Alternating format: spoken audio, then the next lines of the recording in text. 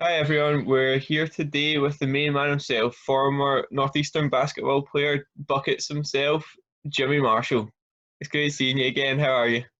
Good to see you, man. How's everyone going? Everything Yeah, not good? too bad. Enjoying all this and actually speaking to former Northeastern guys as well and girls. Like it's been good fun. I know that's probably been super interesting catching up with everyone. Yeah, especially seeing like what everyone's up to. Like everyone's got so much like good things going on, so it's nice to Oh yeah, let them tell their story as well. So. absolutely. You grew up in Richmond, Virginia, the state that claims to be for lovers. Tell us about Yeah. life down there. Oh man, Virginia feels like I'm barely ever home anymore, so it's kind of like that feels like a whole lifetime ago. But no, everything growing up in Virginia was super different from up here. Everyone's got a different mindset. Everyone's a little more laid back and relaxed, and the Southern lifestyle. But yeah, I grew up an only child. Both my parents. My dad was born and raised in Richmond, Virginia. My mom's actually from Massachusetts and came down to Richmond with her family when she met them. Um, Grew up, yeah, just playing basketball. My dad was always sort of my mentor. He was the one who motivated me and sort of, got me on track with everything. I grew up going to University of Richmond basketball games, and that was always sort of, the guys I was trying to model my life after. But yeah, Richmond's great. And yeah, don't really get back too much anymore, but I wish I did more to see my family. Yeah, before anyone thinks it's not the Richmond out Coach Carter. Yeah, yeah. And it's not which what, even though I always would say that. So you started playing basketball from a young age. What first got you interested in the sport? Michael Jordan, far and away. I mean, my dad, he was a huge fan of him, and it's kind of funny watching that documentary over quarantine when they released that. I just sort of realized so many of the life lessons and things that my dad had always instilled in me came from him. It was like Yeah, super how that works. But growing up, I mean, I was born in '94. Obviously that was right as he was, right after his main heyday, but he still was obviously hooping and had a long lasting impression on me, and he was definitely the main reason I got into basketball. I was obsessed with Michael Jordan. yeah, it's crazy how like sports athletes have that impact on like not only us but like our parents as well. And they're like, Right. oh, like let's model them after this. Yeah, absolutely. So you played for Douglas Freeman High School. How did you enjoy your time there? Time was good. Yeah, no, that was I was in the same elementary school, middle school, high school. Never transferred out or did any of that reclassifying. Didn't never went to private school. Um, but basically, I was with the same core group of 5 or 6 guys all the way from elementary school through high school. We were on the same AAU team from a very young age. And then we all got to high school. We were all playing, and I remember I didn't play varsity. A lot of people don't know this. I didn't play varsity until my junior year. We had a really old-fashioned coach. Yeah. Love he's the man. Larry Parpart, absolute legend in Virginia. And he just sort of, he had a process for everything. We had a lot of, really talented and older guys who were really good that were seniors that he would always, keep. And I didn't really develop. I was 5'6" until my I 5'7" at the end of my freshman year, and can then never imagine you that height. I know, and then we all played JV, all the same group of guys except for 2 guys. My sophomore year played JV. I think Right. that those 2 years combined, we were 36-2. We just were blowing people out of the water.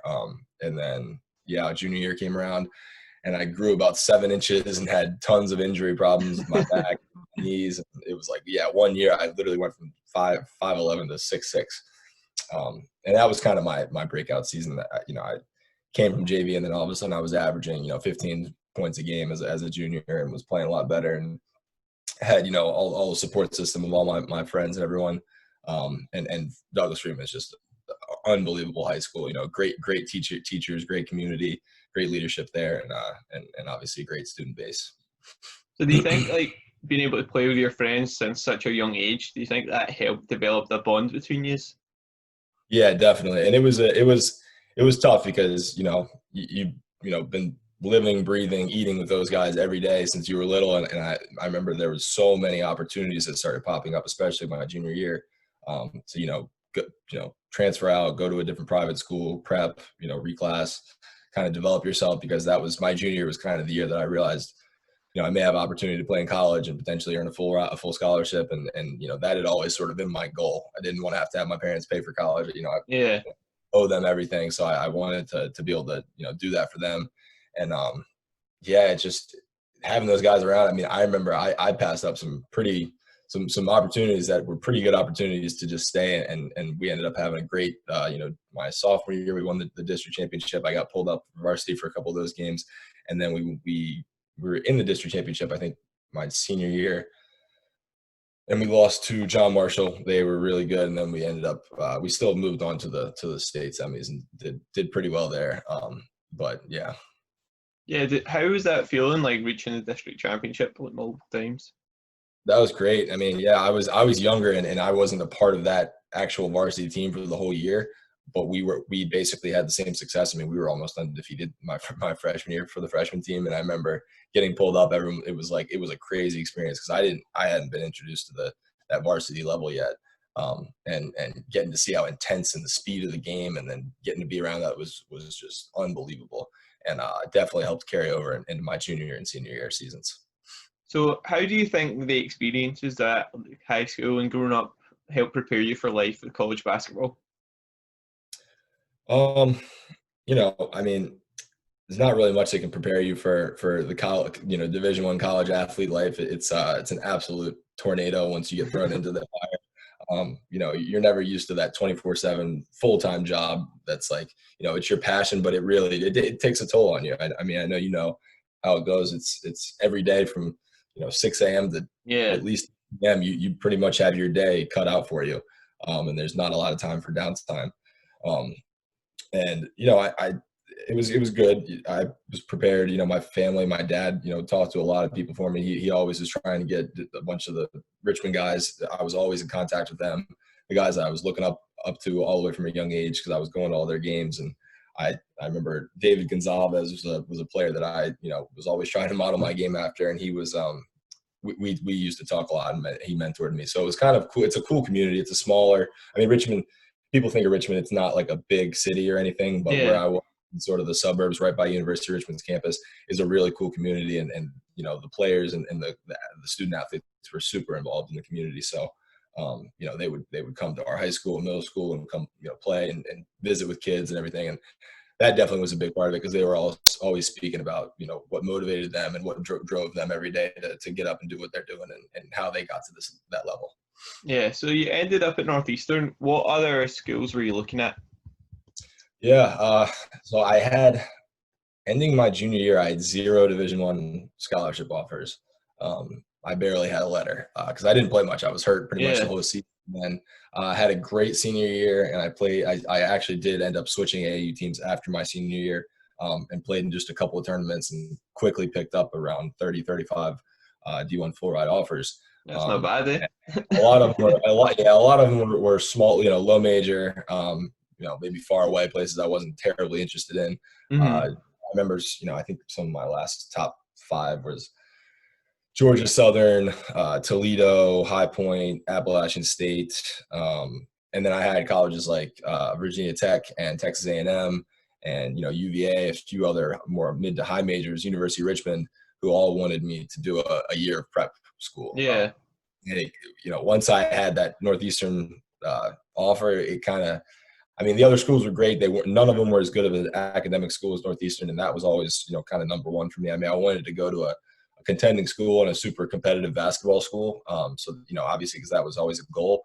But, once the Northeastern contract or scholarship came across the table, it was kind of tough to pass up.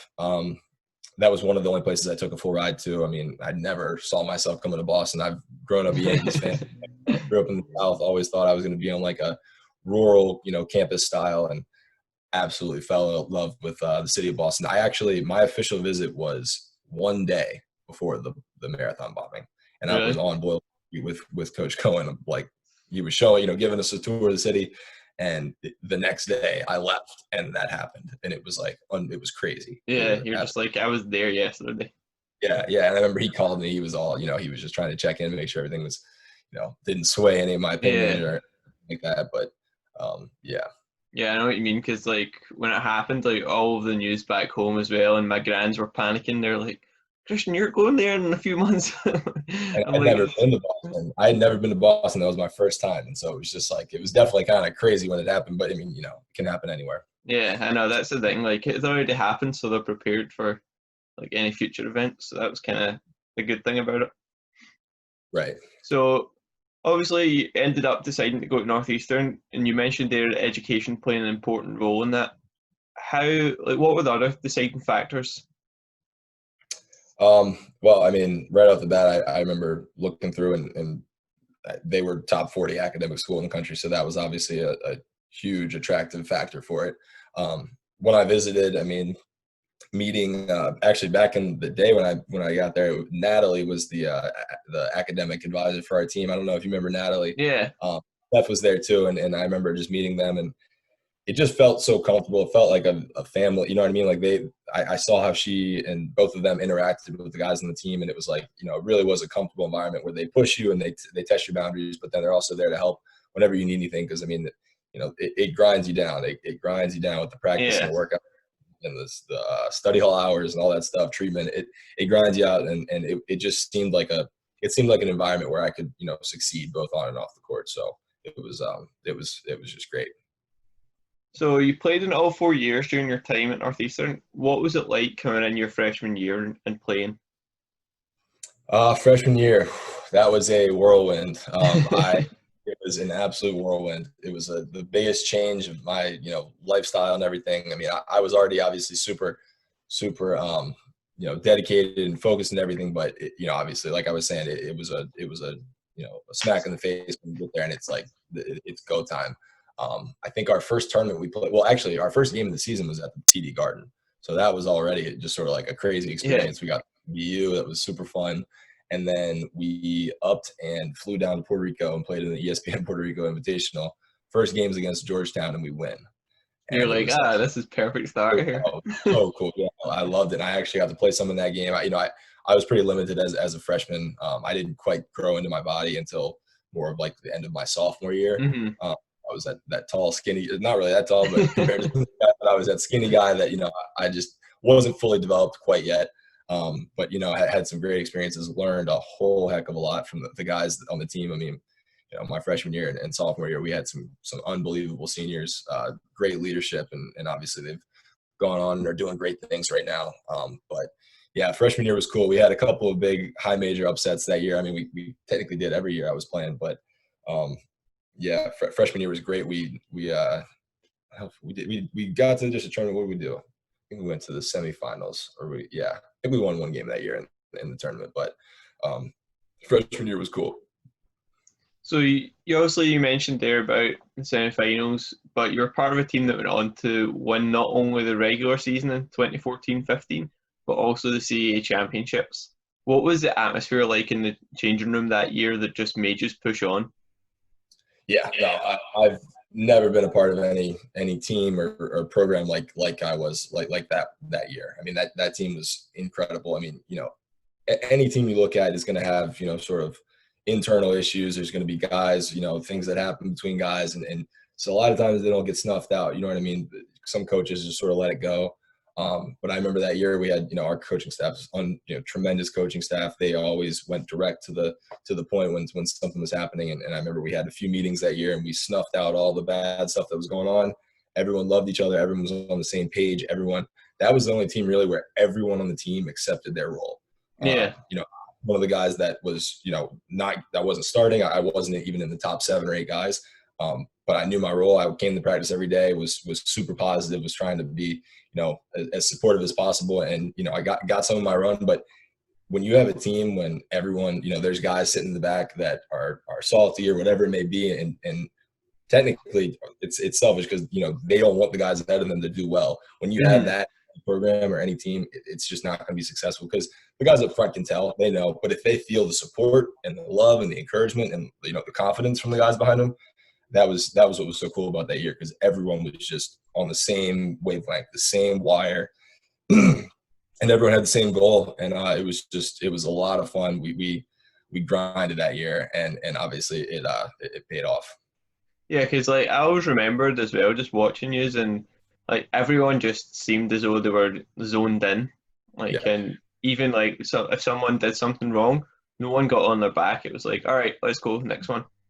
Yeah, yeah. We would hold each other accountable, but it wasn't about, ever putting anyone down. It was always just, let them know if they did something wrong, how to fix it, and you're right there with them, getting better with them and improving to take that next step. So winning the CAA championships helped book your place in the nationwide phenomenon March Madness that year, where you ran number three Notre Dame until the final buzzer before narrowly losing 69-65. What was that experience like against a team like them? Uh, that was absolutely surreal. That was a just mind blowing experience, mind blowing game to be in. I mean, I think it was we were playing, and right behind us was Texas and Butler, I think, and the entire stadium was completely packed with fans from all the different, I think, 6 or 8 teams that were playing that day. And it comes down, it's a great game, battling the whole game, and then there's 3 minutes left, and all of a sudden you just can tell the entire stadium's rooting for you.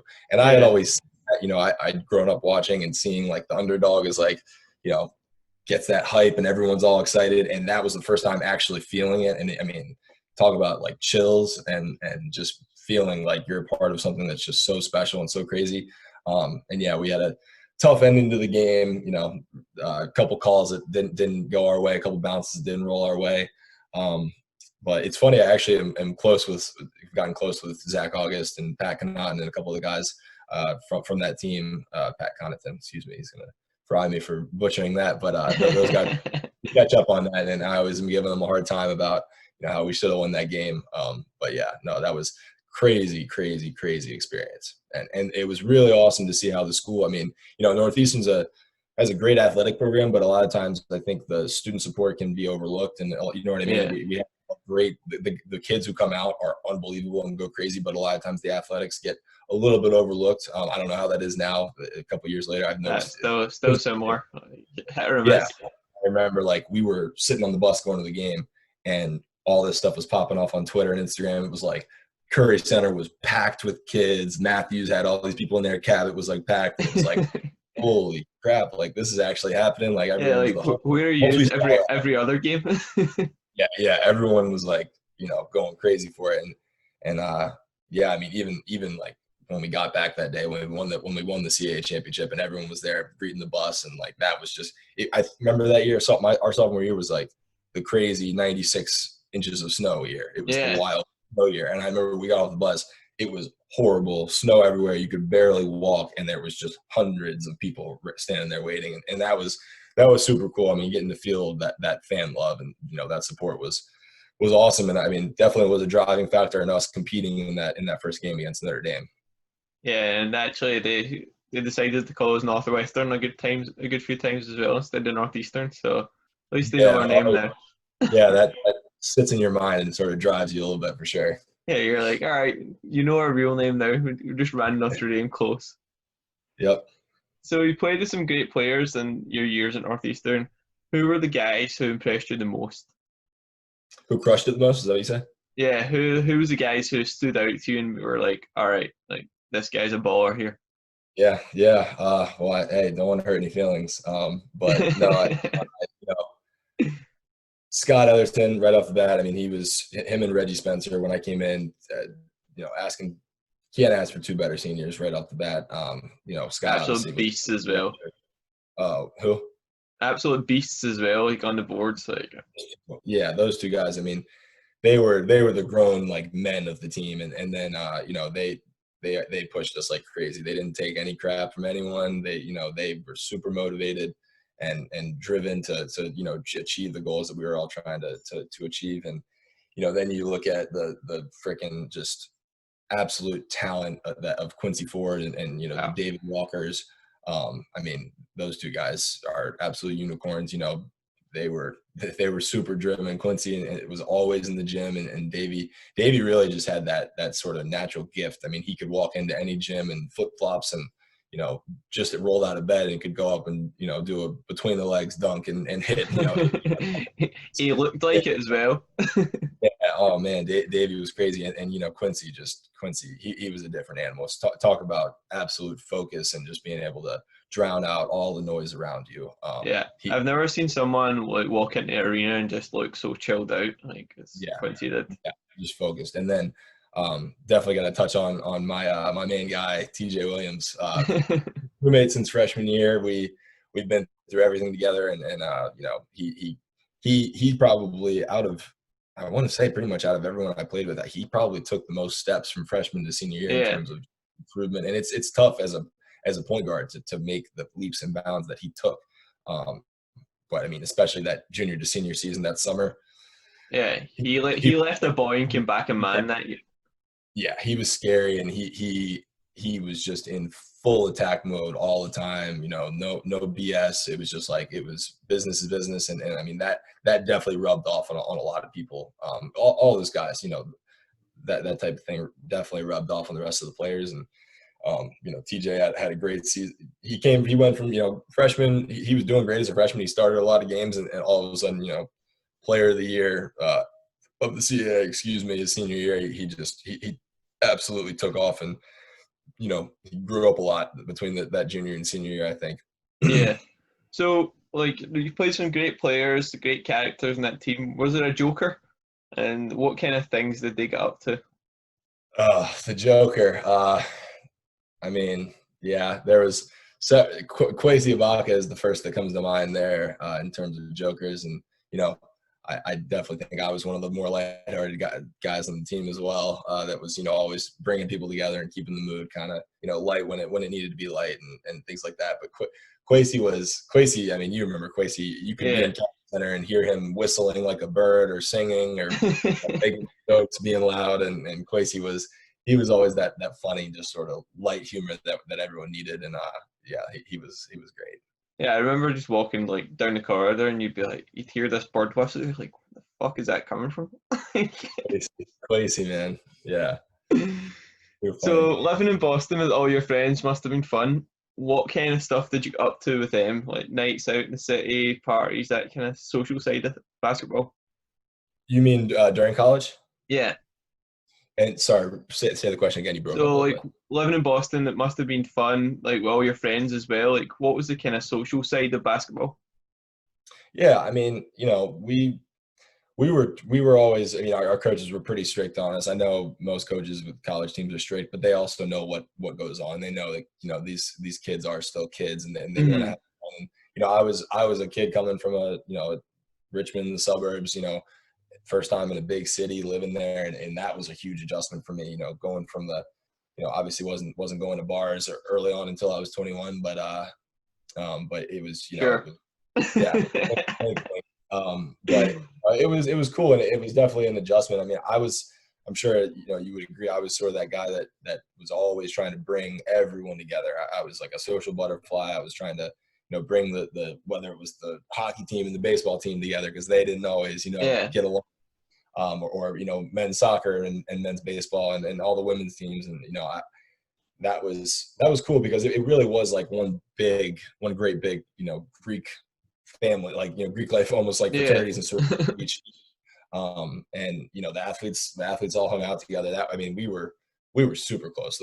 Those nights, and even the days that we would all have together was super cool. And that was always what I was just trying to do, was diversify who we hang out with, make a ton of memories with more people than just your core team, because you got to meet more people. And I mean, that was the biggest thing I definitely took away from Northeastern, was just all my relationships with people, because I keep in contact with most people, and they open up so many doors for you. Northeastern's network is just Mm-hmm. absolutely bananas, and yeah. But the social aspect, it wasn't like regular students where you're going to your classes and you're living for the weekend, because it was all about basketball. Basketball is number one, but you had those times where you wanted to go, enjoy yourself and blow a little steam off with after it was, you got a good win or whatever may have happened. Sorry. No worries. But yeah, no, it was, social life was cool. And like I said, I was just always trying to bring everyone together and to sort of, have a controlled good time. Yeah, I feel as though like our year was a lot closer than previous years and future years. Like the way we all used to just hang about with each other. Right. Yeah. Cause I mean, you'd see like that I would be hanging out over the soccer house all the time. I'd be with you Yeah. guys, be with the baseball guys. You know, I remember the baseball guys. There was like one night we were all out. I think it was my senior year, towards the end of my senior year. We were out somewhere. They were having like a team bonding, you know, night at one of the bars around campus, and they like inducted me on as a part of the team because I was just like, it was so funny. They were like, yeah, you know, he may not be on the team, but he is a part of this family, because I was just trying to be, you know, as close with as many people as possible and just learn as much as I could about people, because everyone has a different story, and everyone has different motivating factors that help, you know, decide what they do and who they are. So that was always super interesting to me, especially as a psych major. Yeah, that's like a great thing as well about Northeastern. And you've got a community of people from all around the world as well, which you can kind of relate to. Yeah, and it's so crazy because it's the smallest campus in terms of per student, like amount of Yeah, students. You can get from one side of campus and to the other, any side of the campus to the other in 10 minutes or less walking. And yeah. there's 20,000 undergrads. So it was that was a huge adjustment of just having so many people in one place at once. And everyone really was close. I mean, when you think about it. So, what would you say your honest experience was at Northeastern?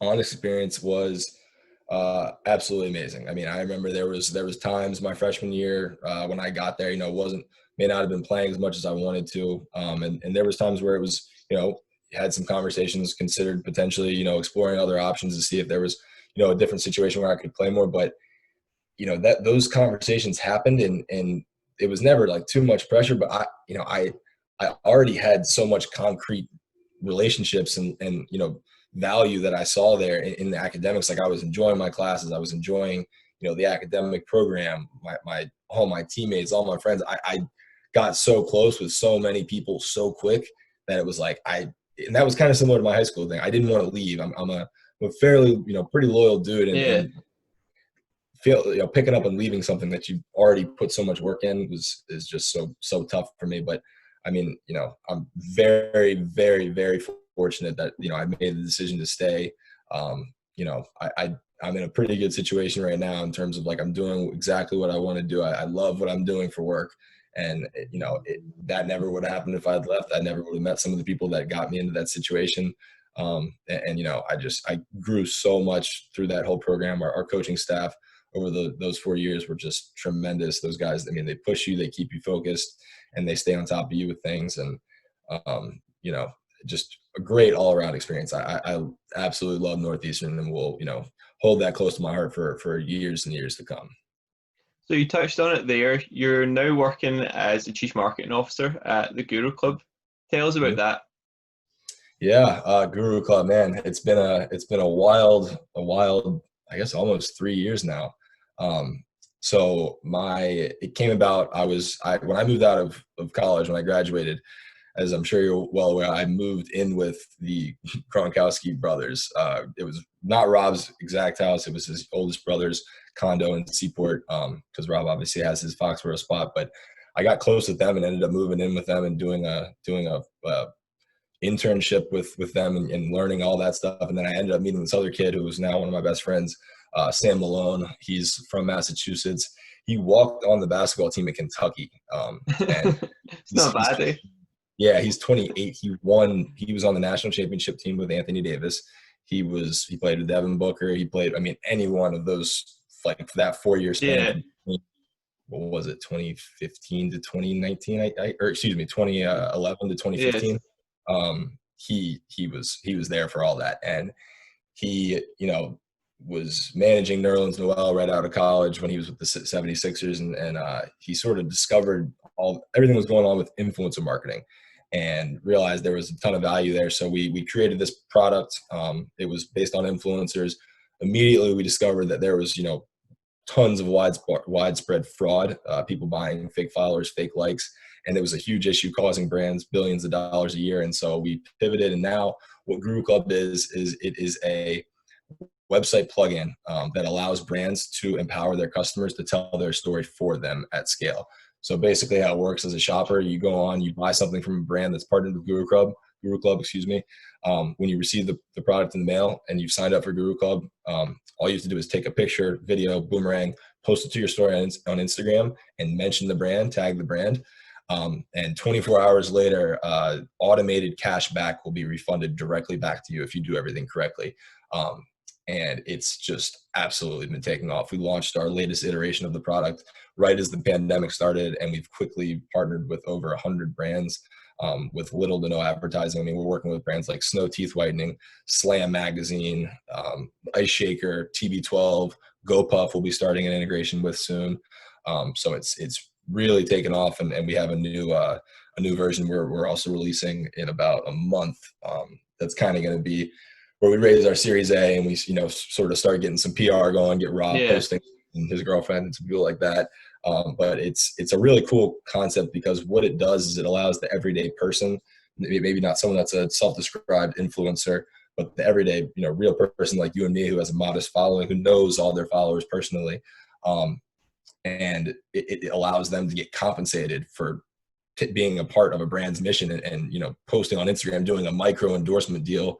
And for the brand, they now what we can do is we can track the Instagram stories, so we can track stories, make sure they tag them correctly, and we monitor to make sure they leave it up for 24 hours. So for a brand, it relieves a ton of head stress, a ton of time from chasing down people to post. And it's exactly what the whole market is pointing towards right now is user-generated content. How can you get your customers talking about your brand as much as possible, and how can you get that content rights? And so we deliver the rights. We deliver a 360-degree view of your customers to all of these small, medium, and large business owners. And then we also give them the content rights so that they can repurpose that and show all of the social proof that is going on around their brand. Yeah, that's exciting, especially like for people who might not be like, oh, I don't have enough followers on Instagram. Like, how can I be an influencer? Like that kind of stuff. Yeah. Like, and it cuts out the middleman, because a lot of times brands have to reach out and it's like a step process. With this, you sign up, you buy the product, you post it, you get cash back automatically. And so now you don't have to be like, oh yeah, like I sent you this like stuff like 3 weeks ago. Like, why have you not taken a picture of it? Like, you never know. You just eat that cost, and you never. There's no accountability. And we're a Shopify partner right now, which is obviously, if you're familiar with Shopify and e-commerce, they surpassed eBay and IBM, and I mean their stock's just going absolutely crazy. But so we can plug into any of the 1.2 million brands that are powered by Shopify. We can plug into their website. So that's kind of the plan. We're trying to grow a lot this year, similar to the pay and installment companies like Afterpay and Klarna, how they sort of that wave. And we're the first movers in this space. So it's all about moving fast and taking off like a rocket when the time is right. So all positive ahead then. That's good to hear. So it looks like you've been having a lot of fun in your journey there. Yeah, you've been playing NBA Quarantine with Rob Gronkowski himself. How did that end up happening? Rob, well, he's had a crazy couple of years.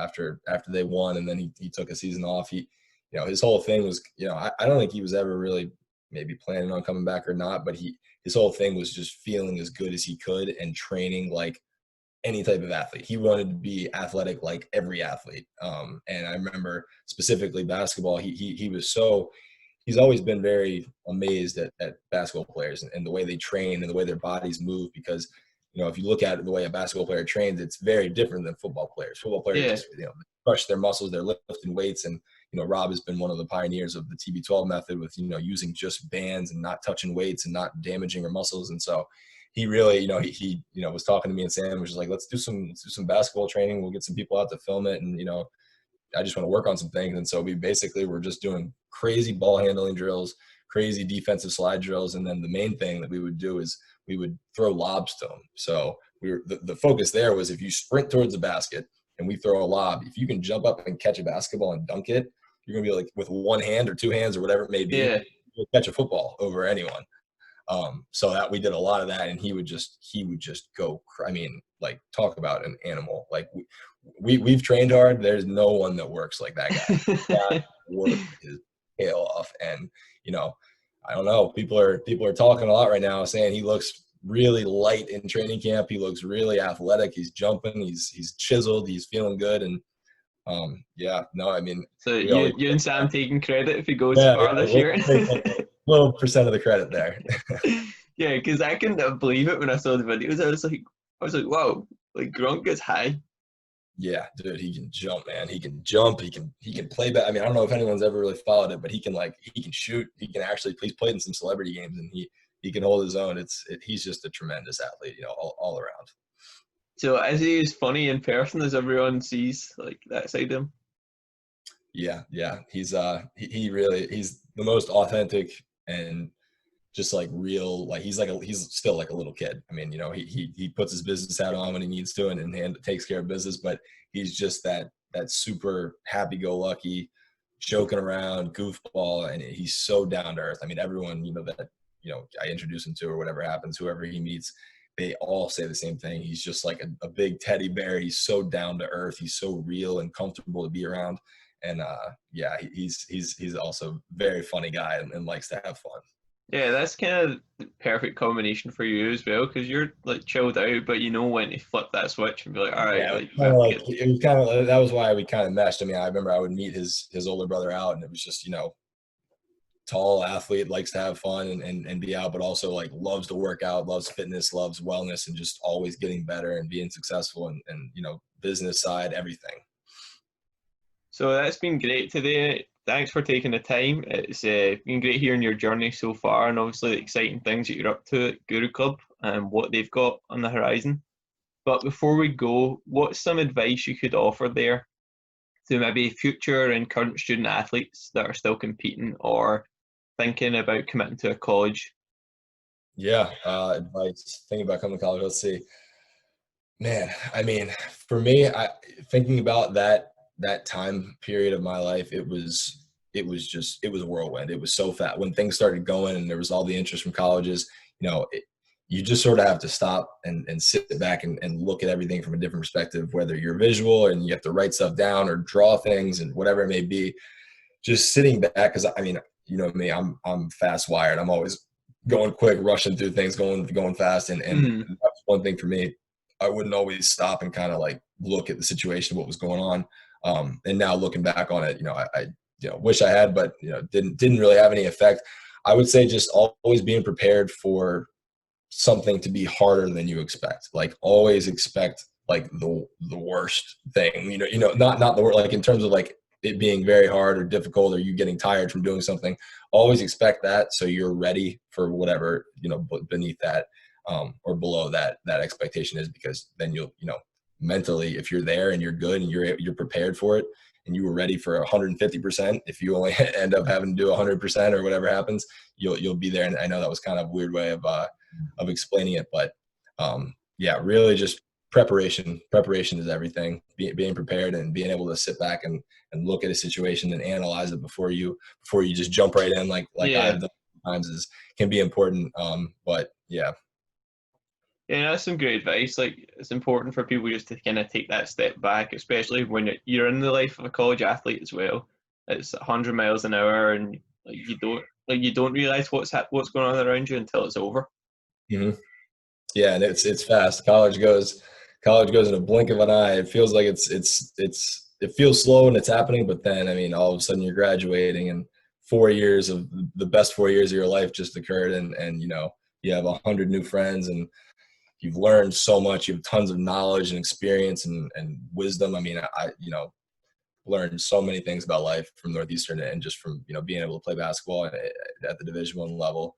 Yeah, That if you're thinking about doing it and you're potentially want to just be a regular student and not that's your call, but I would say nothing prepares you more for the real world after yeah, college, being an athlete. Nothing does, because it's honestly more intense than when you get to the real world. I mean, depending on your job, it can be more intense being in college playing sports than yeah. Like regular. once you've handled that college life, it's like as an athlete, you're like, all right, I'm ready for anything. Yeah, because it's like you can go out and work a 9 to 5, and if you hate your job and do a 9 to 5, and that's going to be mentally tough. But like in terms of you know time management and having to go from 6 a.m. to something at 8 a.m. to something at 9 a.m. to like every day you have your whole day structured out, and you can't skip any of that stuff, because if you do, it's going to have a long-term effect. Just Yeah, getting that discipline, there's nothing else like it. There's nothing you can that's better than being a college athlete to prepare you for life. yeah. That's some great advice, mate. Thanks again. Yeah, no, thank you. I appreciate it.